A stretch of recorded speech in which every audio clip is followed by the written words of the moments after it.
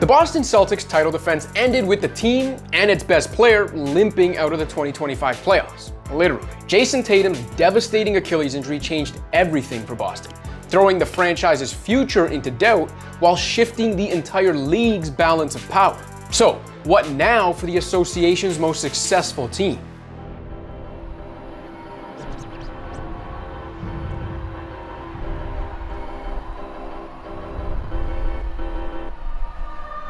First and foremost, this is a shame for Tatum, a 27-year-old Iron Man who's never missed more than 10 games in a season in his 8-year career. Since his 2017 debut, Tatum has logged nearly 1,500 more minutes than any other player between the regular season and playoffs. Before he crumpled to the Madison Square Garden floor, Tatum was the best player on the defending champions, a two-way force who's been the backbone of this decade's most consistent contender. There's no getting around the obvious that the Celtics will fall off without him. And there were already questions about how long Boston's new owners could stomach massive luxury tax payments and second apron penalties even if they were competing for titles. Now they're likely to fall well short of that standard. By the time Tatum returns, the Celtics roster will look a lot different. However, Tatum's absence could change Boston's thinking when it comes to his long-term partnership with Jaylen Brown. I'm listening. Despite all that success the Celtics have enjoyed since pairing Tatum and Brown, the consensus was that the clock started ticking on their partnership after both signed $300+ million extensions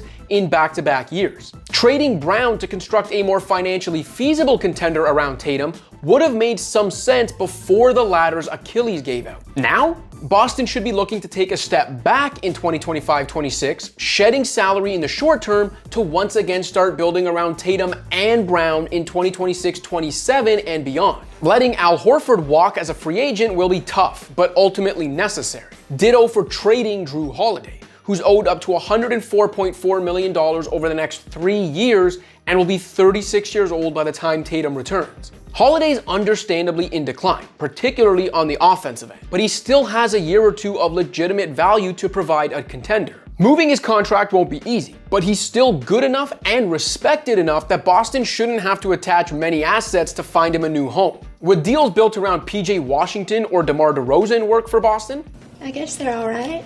Either player could help keep the Celtics somewhat competitive in the Tatumless short term without impacting the long-term cap sheet like Holiday would. If the Celtics can extract any value whatsoever from Holiday's contract and Kristaps Porzingis' expiring $30.7 million deal, they absolutely should, no matter how many wins it costs them next season. If Boston can do that without taking on any long-term money, it would drastically improve the team's financial flexibility. Instead of sitting roughly $20 million above the second apron in 2025-26, the Celtics could position themselves to have more than $45 million worth of wiggle room under the first apron in 2026-27. And they'd still have Tatum, Brown, Derek White, Peyton Pritchard, Sam Hauser, and Neemias Queta under contract. Hauser himself could be a trade candidate, and the Celtics could re-sign big man Luke Kornet this summer while still having $30+ million of space under the aprons next summer. Boston also controls 5 of its 7 first-round picks between 2026 and 2032. I'm feeling a lot better about things. Look, between all the recent success and general Celtics pride, I understand Bostonians who want the team to take a Tatumless run at the wide-open East next year. But think of the big picture.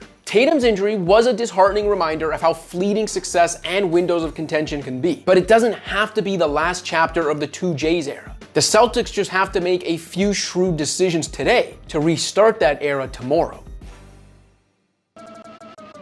Thanks for watching. If you liked this video and want to see more content like this, be sure to hit that subscribe button.